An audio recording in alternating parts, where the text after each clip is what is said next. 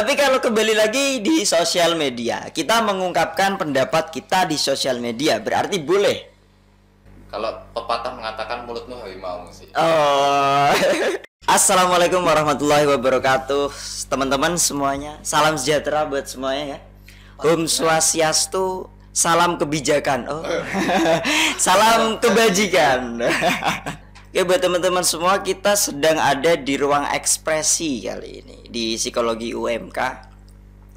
Perkenalkan, nama saya Zaki dan teman saya. Nama saya Petrus Budi Utomo. Ya, cuman itu namamu. Cukup itu. Oh, cukup itu. Oke, kali ini kita akan membahas sesuatu yang mungkin sedang ramai dibicarakan banyak orang.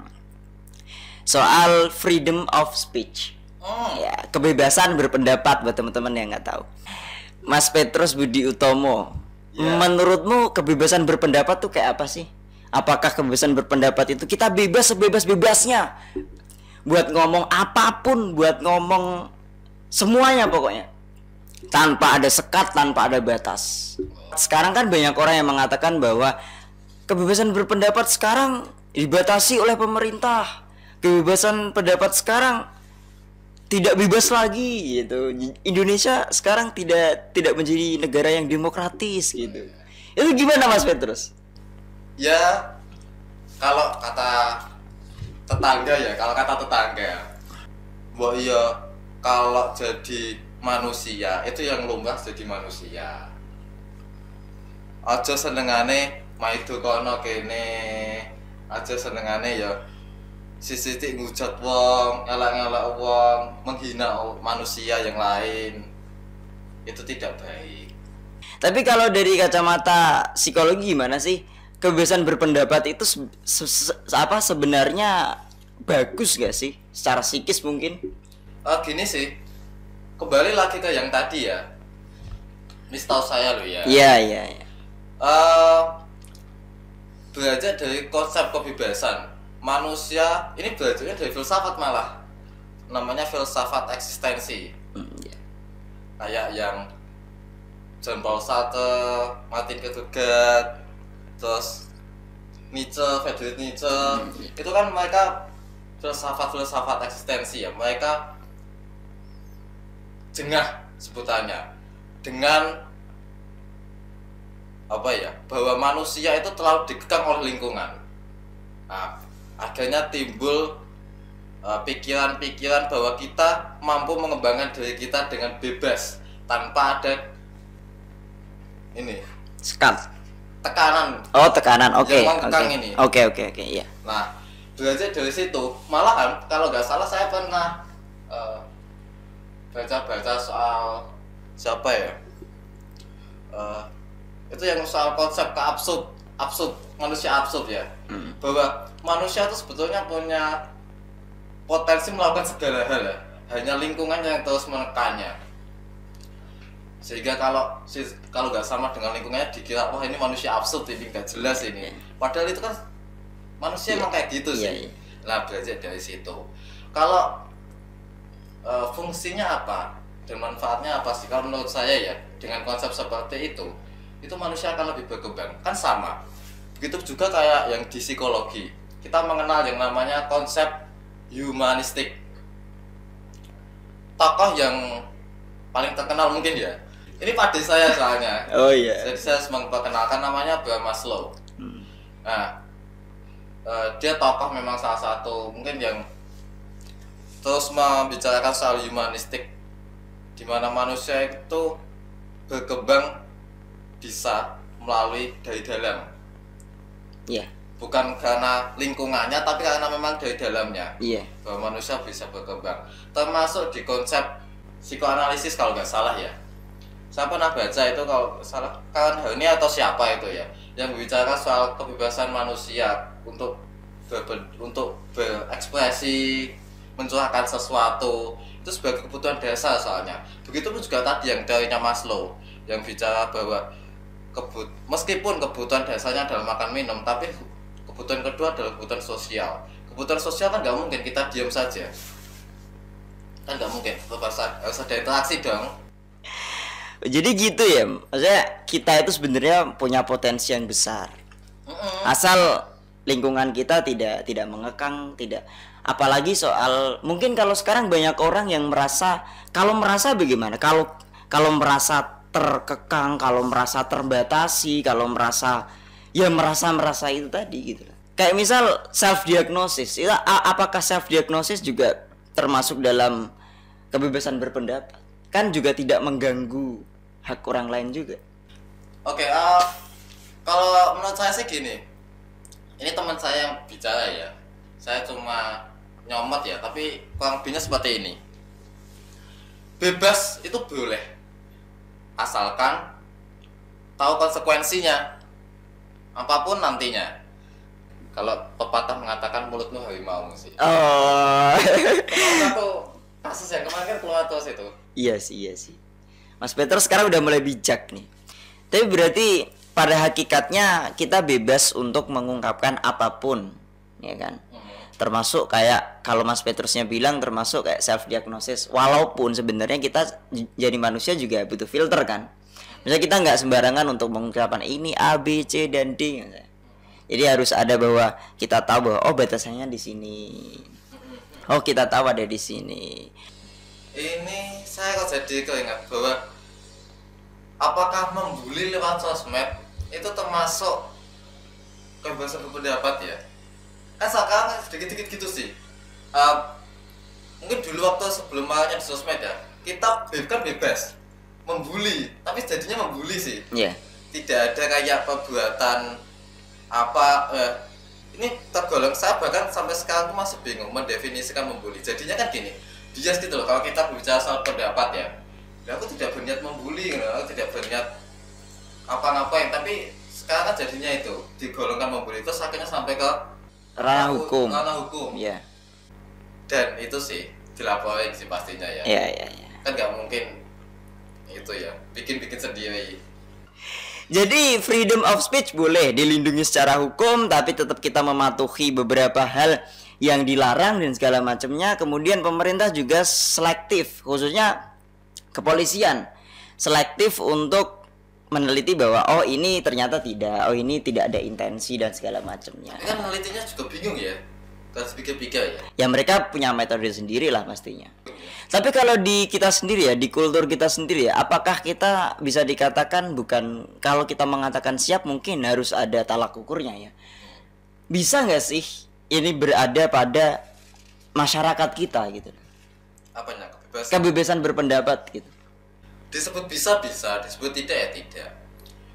Disebut bisa karena oke lah, kita sudah mulai open. Oke. Dengan apa ya? Semua orang punya hak untuk bicara. Ini demokrasi kan yang kemarin sering dikeluarkan ya. Iya. Kita demokrasi, semua orang berhak untuk menyuarakan sesuatu. Kemungkinan bisa, tapi juga saya mengatakan kemungkinan juga tidak. Mengapa?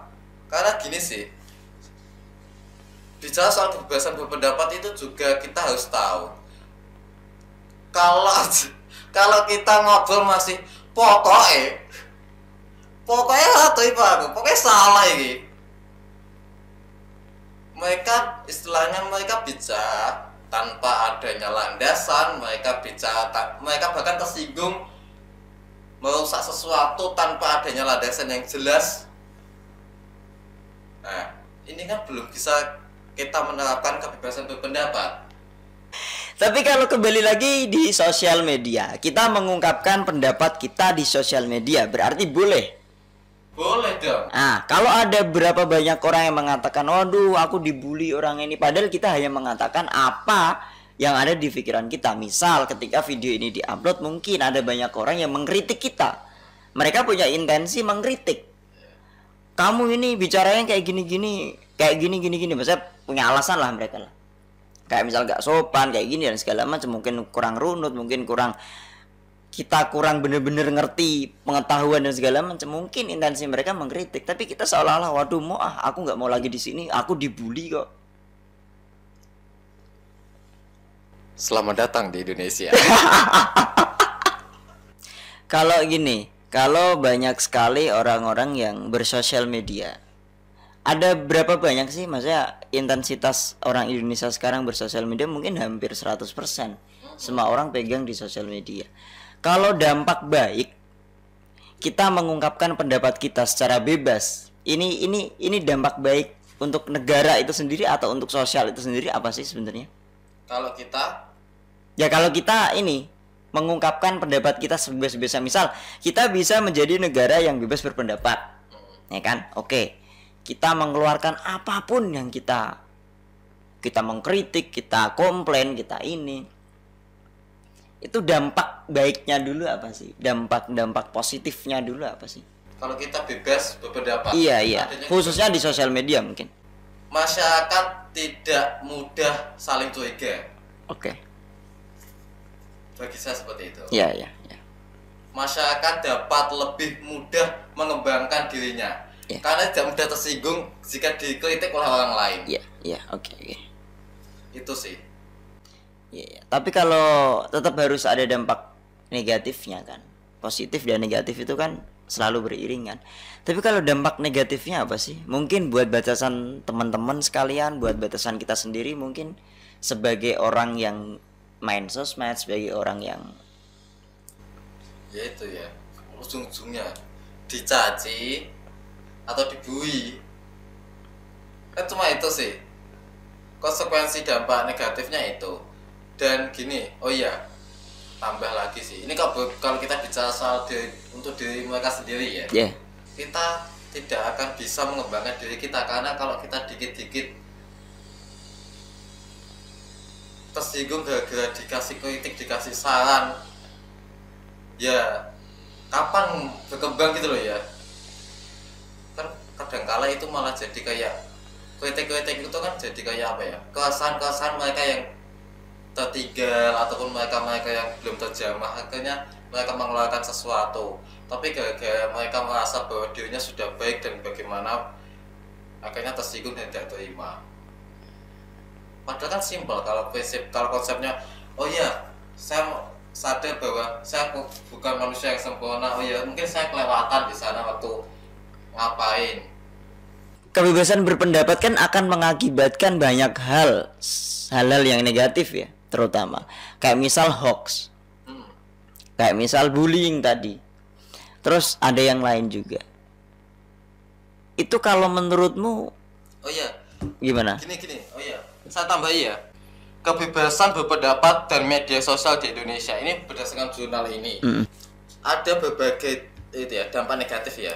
Ada pembulian, ada antisosial, ada hoax, ada pro kontra, ada masalah belajar, insecurity tinggi, budaya konsumtif, norma etika turun, egosentris dan lain sebagainya, ada banyak ya. Iya. Tapi ini perlu di garis bawahi yang paling banyak hoax. Nah, yang kedua adalah pembulian. Hoax platformnya apa, Mas? WhatsApp. Iya. WhatsApp keluar. Iya. Ya, jelas itu ya. Saya sempat baca jurnal ini bahwa dia mengatakan apa platform paling banyak digunakan untuk menyebarkan hoax itu di WhatsApp, khususnya di WhatsApp keluarga. Berarti real kan gitu loh. Artinya WhatsApp keluarga emang kadang ya kayak gitu. Itu mungkin menarik buat kita bahas di masalah hoax di kemudian hari ya, di segmen berikutnya. Nah. Jadi kesimpulannya apa, Mas Petrus, dari apa yang kita bacakan? Atau mungkin Mas Petrus punya tips buat teman-teman semua supaya mereka itu ya kayak misal soal informasi mereka lebih bisa lebih bisa supaya nggak kena hoax, atau mungkin mereka lebih bisa kalau bahasa Rocky Gerung berselancar di sosial media. Begitu. Gimana Mas Petrus ini? Nah ini ada 4 hal. Informasi. Hendaknya sebelum berkomentar dan berkesimpulan, galilah informasi secara mendalam. Nah ini, keseluruhan dari berbagai sisi, sehingga kita dapat lebih memahami dari berbagai sudut dan tidak tergesa-gesa berkesimpulan. Nah ini kan bagi mereka yang biasanya ikut-ikutan ini yang obat corona dari itu. Oh iya. Kalau digodok gitu ya. ya perlu menggali lebih dalam. Iya. Lanjut terus, lanjut yang kedua. Yang kedua, kategorisasi. Nah, sebisa mungkin singkirkan terlebih dahulu pendapat-pendapat pribadi yang memungkinkan kita berkomentar maupun berpendapat secara subjektif atau memihak secara ekstrim. Kita perlu melihat lebih luas sehingga kita dapat bersikap berkomentar lebih objektif. Nah, ini. Jadi jangan pokoknya keliru pokoknya itu salah. Oke.